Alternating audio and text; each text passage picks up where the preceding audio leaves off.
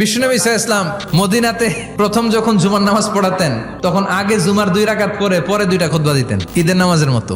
বিশ্বনবী আগে 2 রাকাত নামাজ পড়িয়ে খুতবা দিচ্ছেন, তখন মদিনায় দুর্ভিক্ষ, খাবার দাবার নাই। 1 মাস আগে দিহিয়াতুল কালবি আল আনসারী নামক এক সাহাবীকে দিয়ে শাম দেশ থেকে কাফেলা পাঠিয়েছেন খাবারের দ্রব্যাদি আনার জন্য, পণ্য আনার জন্য। 1 মাস পরে খাবারের পণ্য নিয়ে কাফেলা ফিরে এসেছে জুমার টাইমে। আর তখন নিয়ম ছিল কোন শহরে কাফেলা ঢুকলে তারা তবলা বাজাতো।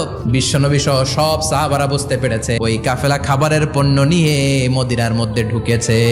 এখন মসজিদে কানাঘুষা, 12 জন সাহাবা বসে আছেন, সব সাহাবারা পণ্য কেনার জন্য চলে গেল। সাহাবারা ভাবলো নামাজ আসল, নামাজ তো পড়েই ফেলছি, এখন খুতবা, সমস্যা নাই। কিন্তু আল্লাহ এটা সহ্য করলেন না।